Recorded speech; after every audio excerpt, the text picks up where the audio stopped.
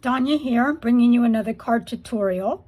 For those who do not know me, my name is Danya, aka Danya's Doodles, and I am a design team member for the Stamps of Life.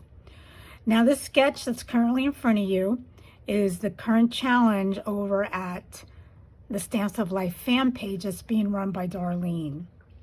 So I thought I'd bring you a tutorial using the sketch. Now, when laying out a sketch, I usually like to grab all the dies I own from the Stamps of Life and see how I'm going to incorporate them into the project. So right here I have, okay, I'm sorry. First of all, this is an A2 size card, pardon for not explaining that. I have the layering die from the rectangle dies, and this one measures 4 by 5 1/4, so it'll fit right into that slot. And this die is from the rectangles from the mini slim dies. And it happens to be 3 inches across, which is what the dimension on this is. So I'm going to use that to give an eyeball of what I'm doing. I probably will cut the piece of paper with it and just slice it off at the 3 3/4 line with my paper trimmer. Then I also have another die from the rectangle slimline dies mini. This is the mini, and that's going to be perfect. I'm just going to have to do a little bit of fussy cutting on the edges for the border on the back. Now, this sketch, the 3-inch circle, works perfectly with the circle drop-ins that the Stamps of Life carries, and I forgot to pop one out there. And I'm using the circle. You could use any circle die. You could pop this into any circle die because they have a lot of patterns, but this one's just a simple round one from the shaker set, the circle shaker set they have. And so that's going to fit there. And then instead of the scallop border, now they do have a scallop border. They do sell a scallop border, but I don't have it. So I'm going to need to order that soon. I'm going to use this ruffle border that came out with one of their card kits as my border. And for the background, I wanted to add some texture. So I took the background plate. This is the chevron, I believe, the large chevron background plate. I'm not going to cut it. What I'm going to do is I'm going to run it through the machine with the Kiss Cut pad so I can get a very, very slight embossing in the back so it's not so plain. So let me go ahead and start cutting everything out, and so we can assemble the card. Everything all cut out. And I decided I'm going to add a flower over here just like they have in the sketch. So I'm going to keep the sketch pretty much true to the sketch. So I went ahead and cut out in white the shabby chic flowers. Try to say that a few times fast. And then these leaves, branches, are from the center step up card.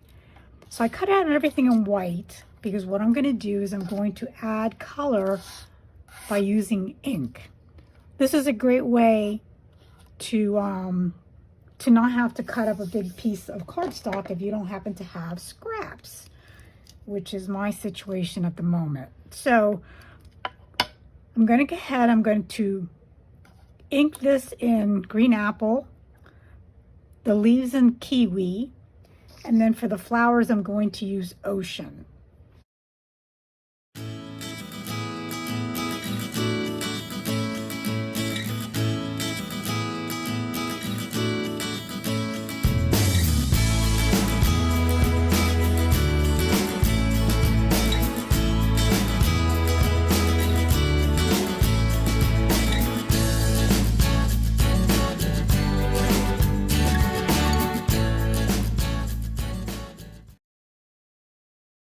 I said I want to use ocean, but I don't want to cover them completely like I did with the leaves. So I have this little tool here that is a little coloring tool. It's like a little sponge. It's okay. I'm not going to buy them again. I don't think they're that great. I just don't like them. So basically what I'm going to do, especially with the one that the flower that's going on top, I'm just going to brush some color upwards on it. And then I'm going to take and just add color to the tips of the flowers.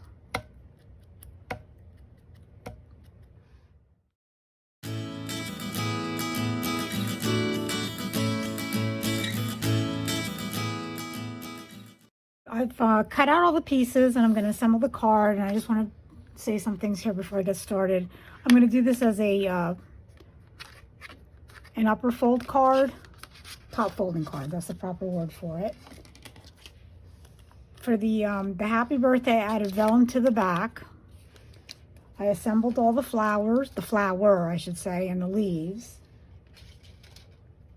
And for the background of paper, I don't know if you can see it, but I embossed the chevron background down like I said I was going to do, using the Kiss Cut pad. It just gives a little bit of a texture to the background. It's not very bold, but it's subtle, and it's just enough to break that solid cardstock up a little bit.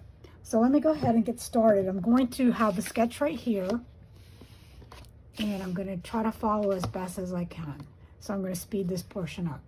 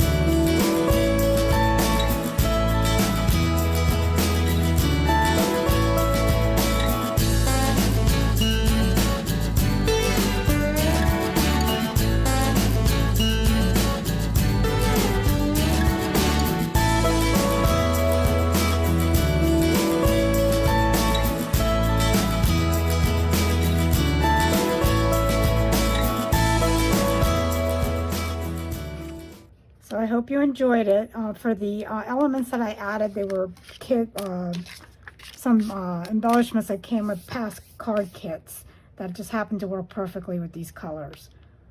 So thank you very much. And again, please like if you like the video, and subscribe if you want to see more Stamps of Life tutorials. Thank you.